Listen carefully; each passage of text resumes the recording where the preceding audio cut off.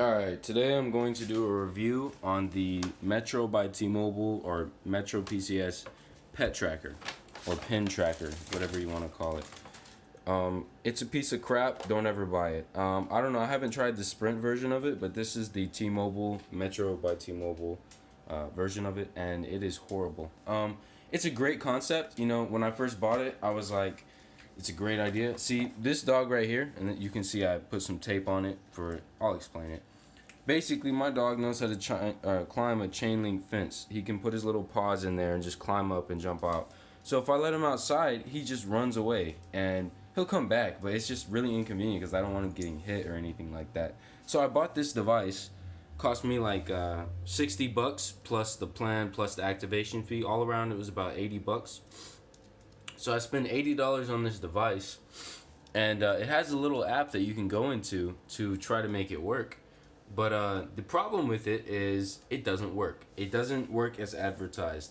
It constantly says that he got out of the safe zone when he's right next to me in the house. And then sometimes, like one time, this dude climbed the fence and he ripped his old collar.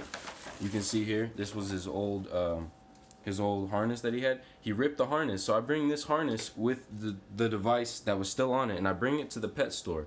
I bring it to the pet store so I can see which new harness this will fit on. It happened to be this one. But when I bring this device to the pet store, the app does not notify me that my dog left the safe zone.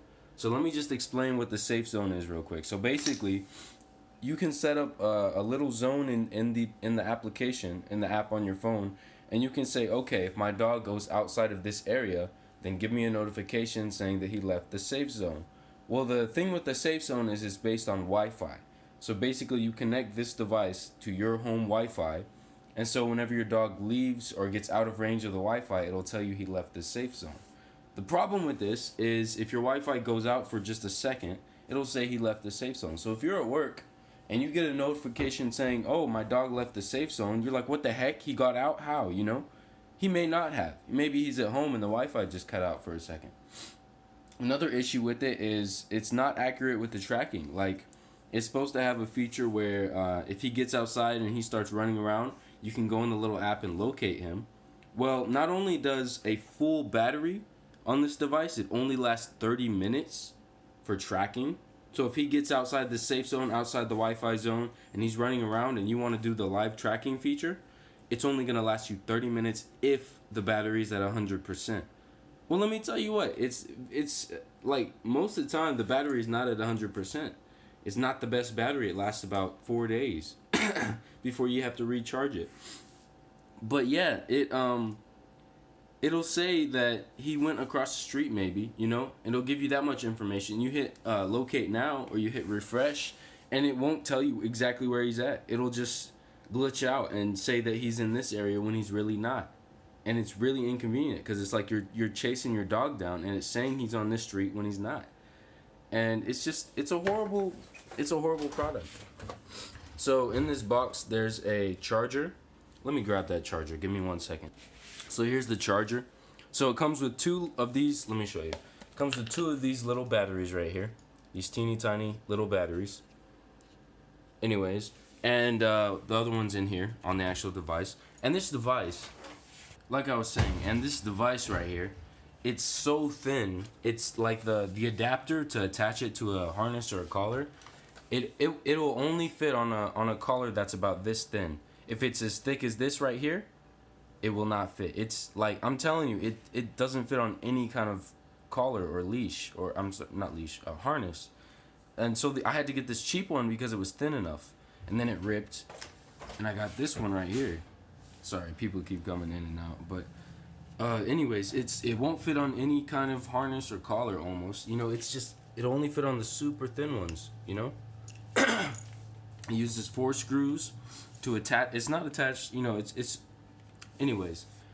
This device, I had to put tape all over it. You know, it looks ugly because one, this battery is not secure. It's just a twist.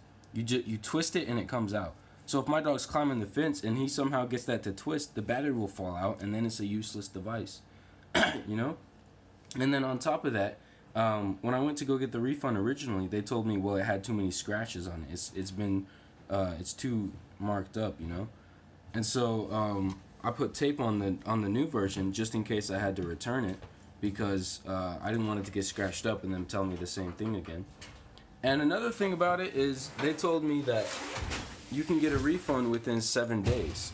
This is what Metro by T-Mobile told me. Refund within 7 days. And I used to work at this store, so I know how they do their business. And basically, if you're outside the 7 days, they will not give you a refund for anything. The issue with that, it's their policy, and policies are fair, But the problem with that is, I buy this device right here. I don't realize it has all these issues with it. I put it on my dog, assuming it's going to work as advertised, assuming it's going to at least do the basic functions, at least be able to track my dog when he gets outside the yard.